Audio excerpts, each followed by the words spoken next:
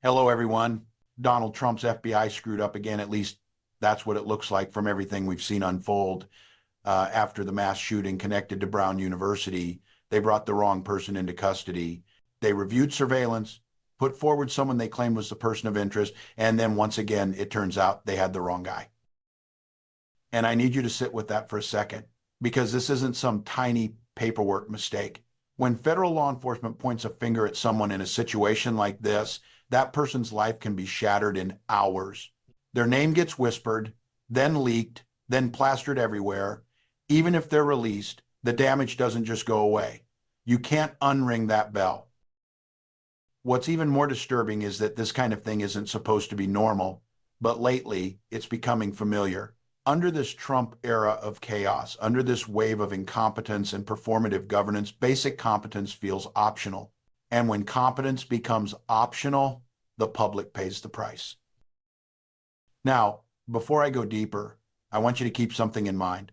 Look at the last 48 hours and tell me this feels like a stable, serious administration responding to serious threats. You've got mass violence abroad. You've got escalating instability. You've got multiple service members killed in Syria amid reports of renewed extremist activity and continued attacks. You've got the Brown University shooting at home. And in the middle of all of this, when people are scared, when families are mourning, when the country is looking for leadership, what is Donald Trump doing? He's posting, and not just posting updates, not just speaking with clarity, not just showing the country he's locked in and working the problem. No, he's posting weird selfies, staged images of himself in the lobby of the White House like it's a personal showroom. He's pushing merch and ego-driven spectacle. He's advertising this Trump gold card idea, this pay your way in scheme, like immigration policy is just another product drop. If you've got $5 million, the message seems to be you can buy your way into America. That's the contrast. That's the vibe. That's the moment we're living in. And I'm going to be very clear. I'm not saying this to be partisan. I'm saying it because the pattern is visible. You can hate Democrats. You can dislike Republicans. You can be independent. You can be whatever you are politically. This is about competence and seriousness. When you have national security threats, violent incidents, and public fear, the government should be focused on facts, coordination, and protecting people. Instead, what we're watching looks like a show. So let's talk about the FBI bringing the wrong person into custody, because the details matter. From what was publicly described, the FBI identified a person of interest and passed that identification along to local authorities in Providence, Rhode Island. The message was essentially, this is your guy, go get him. They went and got him. And then what happened? They had to release him. And again, this isn't normal. This isn't how it's supposed to work. The public keeps being told, oh, evidence changed direction, or we needed to corroborate. But when you're the government and you drag someone into this kind of nightmare, you don't get to shrug and say, well, things happen. You don't get to destroy a life and then act like it's just a procedural hiccup. Now, I'm intentionally not naming the individual here because the core issue is that it was the wrong person, and the original text makes the point clearly. This person's life was dragged into the spotlight over an error, and regardless of what anyone thinks politically, no one deserves that. What happened next is that local leadership had to step in and publicly admit it. You had the mayor of Providence saying they were going to release the person of interest who had been detained earlier that day. And you could hear it in the wording, careful, measured, trying to control the fallout while still addressing community fear. Because that's what local leaders end up doing when the federal level hands them a mess. And then you heard the police chief offer more context, how the tip came in, how it was treated like any other tip, how it specifically identified an individual, how detectives started running it down, and crucially, how the FBI was the one that picked up the individual and followed through on it. That's the part that hits me. Because if the FBI picks up the wrong person in a high-profile investigation tied to a shooting, you're not talking about a casual mistake. You're talking about a failure of verification, a failure of process, a failure of judgment under pressure. And when judgment fails under pressure, the people who suffer are the public, the victims, and yes, even the wrongly accused. And then while that person is being released, what's the implication hanging in the air? That the actual shooter is still out there. And if the wrong person was detained while the real threat wasn't, what did that delay cost? What did that distraction cost? What opportunity did it create for the real suspect to move, to hide, to flee, to vanish into the background? That's not just an oops, that's public safety. Now, another official stepped in with a line that honestly felt like an attempt to smooth it over, that there was some degree of evidence pointing to the individual, but it needed corroboration. And over the last 24 hours, the evidence points in a different direction, which is why the person should be released. Here's the problem. That explanation might sound reasonable in a courtroom drama, but in real life, especially with the speed of modern media, this is exactly how reputations get destroyed. A name leaks, a photo circulates, people connect dots that aren't real. And even if you're innocent, you can't fully step out from under the shadow of being the guy the FBI detained. That's why this matters, and that's why we'll proceed carefully isn't enough after the fact. If your system allows you to grab someone first and verify later, that system is broken. And if that system is becoming more common under a particular leadership style, one that prioritizes optics over discipline, then it's not just broken, it's dangerous. And this is where the conversation inevitably turns to leadership. Because we're not just talking about one incident, we're talking about the broader atmosphere of how institutions are being staffed, how expertise is being treated, how resentment toward professional agencies gets transformed into appointments that appear designed to weaken those agencies from the inside. You can't run counterterrorism like it's an internship. You can't treat law enforcement like a loyalty contest. You can't treat public safety like branding.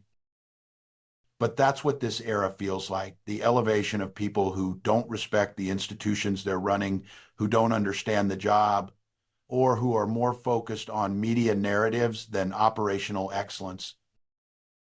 And while the FBI is posting statements about command posts, lead intake, analysis teams, cellular survey capabilities, fine, great, do your job, the public is left staring at the simple reality: you detained the wrong person. And the country is watching. Now, let me zoom out again, because this is the part that makes me angry. While all of this is happening, Donald Trump appears to be reacting with the emotional range of a man brushing lint off a jacket. There's this vibe of indifference, the kind of indifference you can disguise with scripted condolences, but not with real leadership. And this is exactly where I want to go next, because it connects to everything else he's been saying and doing. The way he talks about tragedy, the way he performs sympathy, and the way he pivots almost instantly back to spectacle, ego, and his own obsessions. But before I get to that, do me a quick favor, hit subscribe and help us push towards 6 million subscribers. Seriously, double check that you're actually subscribed. Sometimes you're watching these videos because the algorithm serves them to you, or you searched for us and you think you're subscribed when you're not. And given how much pressure we're under, given how much noise is being thrown at voices like ours, every single subscriber matters as we head toward 2026. All right. Because in the next part, I'm going to lay out what Trump's response sounded like, what he chose to focus on instead, and why it reveals the deeper problem. This isn't just about one wrong detention. It's about a governing style where attention is always drifting toward vanity projects, grievance narratives, and self-promotion, while real-world threats pile up. Now, let me take you to the moment that, to me, says everything about the priorities in this administration, because it wasn't just what happened, it was how Donald Trump responded. After a mass shooting connected to Brown University, after the chaos, the fear, the injuries, the loss, Trump's public posture wasn't urgency, it wasn't grief, it wasn't leadership that makes a country exhale and think, okay, someone serious is at the wheel. It was the kind of response that sounds like someone talking about a minor inconvenience at a private party. Things can happen. That's the vibe. That's the temperature. That's what he gave the public. And I know some people will try to defend it. They'll say, oh, he offered condolences, or he said the right names, or he mentioned the injured. But if you listen closely, the words are empty because the posture is empty. He's not carrying the moment. He's brushing past it. In moments like this, a leader's job isn't to recite lines. A leader's job is to communicate seriousness, clear action, clear empathy, clear responsibility. Things can happen is what you say when a drink spills on the carpet. It's not what you say when people are bleeding and a community is traumatized. And here's why that line hits so hard, because it fits the larger pattern of how Trump operates when real-world consequences collide with his brand. When something terrible happens, he doesn't rise to the moment. He tries to shrink the moment so it doesn't interrupt the show. And the show is always running. While investigators are trying to piece together what happened, while families are trying to make sense of the unthinkable, while the public is wondering whether they're safe, Trump is off in another universe posting staged photos of himself, pushing vanity projects, promoting pay-to-play schemes, and acting like the presidency is his personal content studio. That's why the wrong detention story matters so much. It's not just one mistake. It's one mistake inside a bigger system that feels unserious, reactionary, and obsessed with optics. And once you see it, you can't unsee it. Because the contrast is jarring. On the one hand, you've got law enforcement trying to explain why they detained the wrong person, why evidence shifted, why the public should trust the process. On the other hand, you've got Trump treating tragedy like a quick pit stop before returning to whatever he actually cares about, which, let's be honest, seems to be himself. Now, let me show you what that looks like in practice, because this is where the surreal becomes the new normal. Instead of meeting the moment with clarity, Trump chooses spectacle. He starts talking about building a triumphal arch, yes, an actual Arc de Triomphe style monument near Arlington, opposite the Lincoln Memorial, like it's the most urgent thing in America. And I want you to think about how distorted that is. We're dealing with violence. We're dealing with national security volatility. We're dealing with the credibility of federal law enforcement after detaining the wrong person. We're dealing with real grief, real fear. And Trump's mind is in a fantasy world where monuments and golden aesthetics are the solution to what's broken. He's describing this arch like he's pitching a luxury condo. It's going to blow it away. It's going to be better than Paris. Someone's eyes were teeming because they couldn't believe how beautiful it was. This is the problem. Trump doesn't govern like a person responding to reality. He governs like a man directing a set. Everything is a prop. Everything is branding. Everything is a performance. And I'm not saying monuments can't be meaningful. I'm not saying a country shouldn't invest in beauty, but when your house is on fire, you don't start arguing about what kind of chandelier you want in the foyer. That's what this feels like, a country burning and Trump is rearranging the gold plating. And it's not just the arch, it's the constant drip of self-centered distractions, the staged images, the merch, the gold card pitch, the obsession with his own narrative. It's the way he keeps trying to turn government into an extension of his marketing machine. And then, because he can never resist it, he goes right back to the one thing he's been clinging to for years, the grievance story about 2020. Even in a moment shaped by real tragedy, he's still talking about the election like it's the central wound of the universe. He's still insisting it was rigged, still promising the truckloads of proof, still replaying the same lines that keep his base emotionally tethered to his personal victimhood narrative. And I want to be really clear about what that does to a country.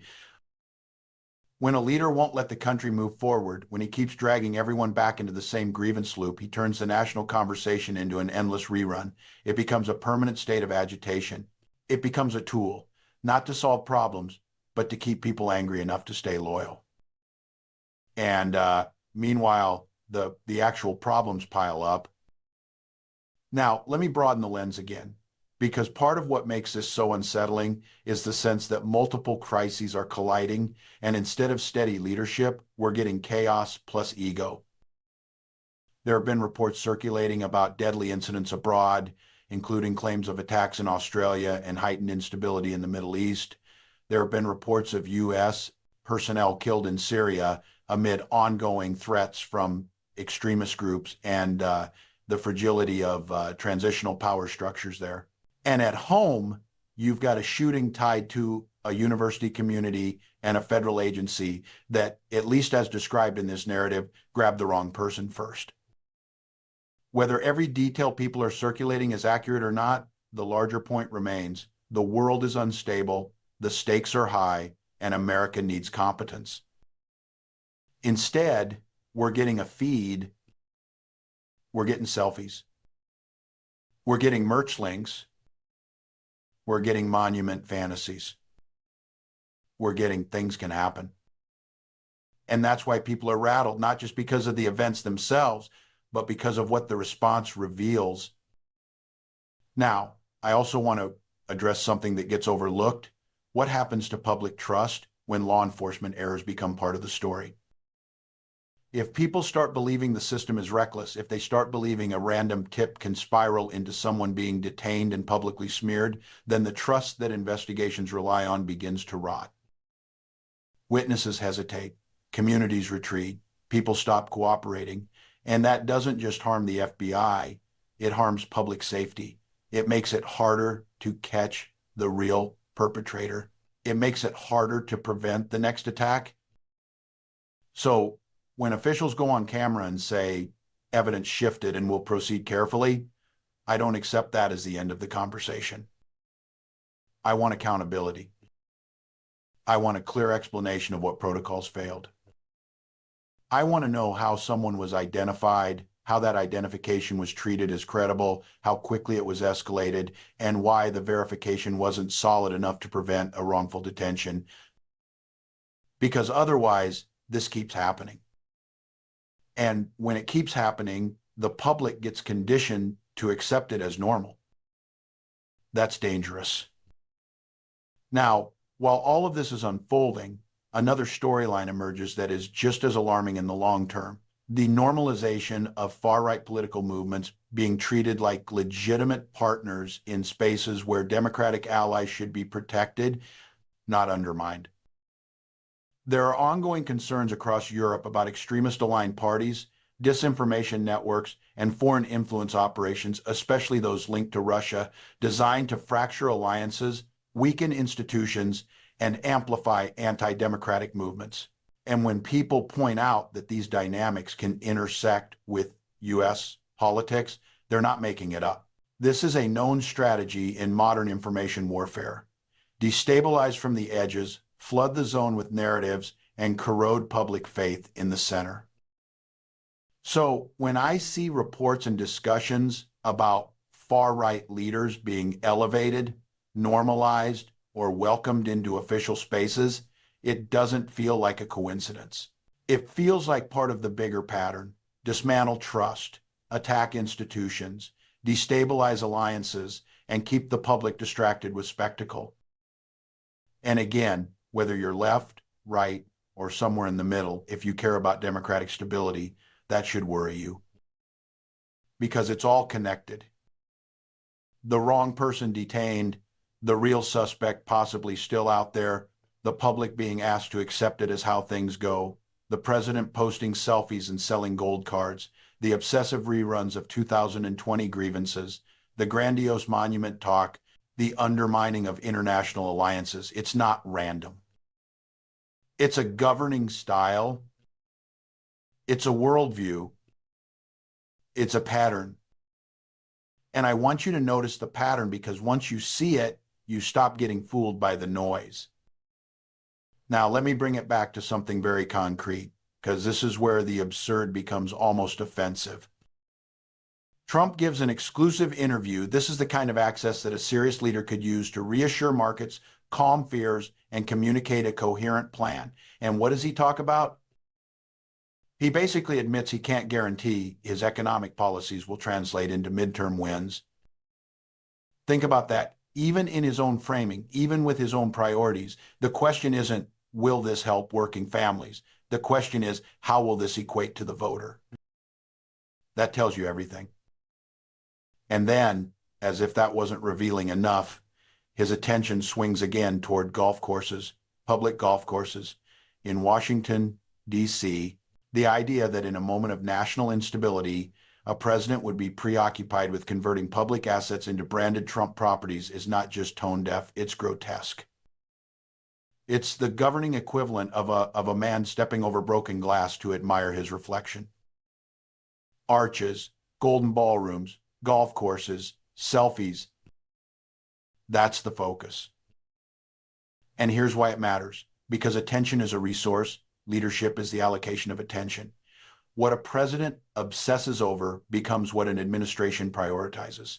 And when the president's attention is consumed by vanity and personal branding, the institutions beneath him begin to warp around that. They become more political, more performative, more chaotic, more loyalist, less professional, less competent. And that's how you end up with major agencies making embarrassing, harmful mistakes like detaining the wrong person in a high-profile investigation.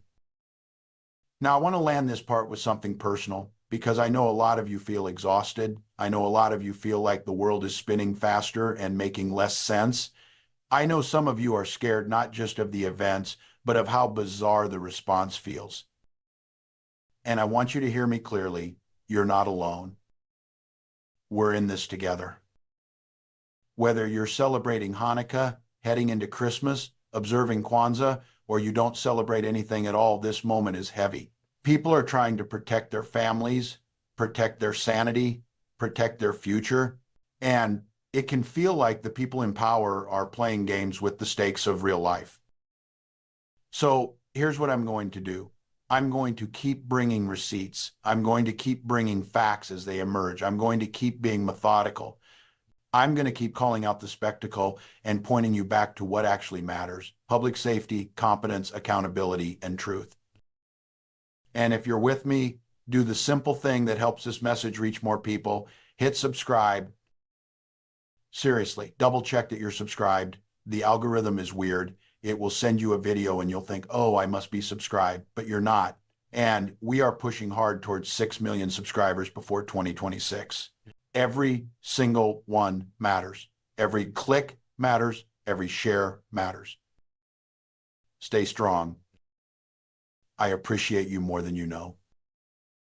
And in the next part, I'm going to tie this all together because the end of this story isn't just about one wrongful detention. It's about what kind of country we become when spectacle replaces governance, when institutions are gutted for loyalty, and when tragedy becomes just another backdrop for a man who can't stop selling himself.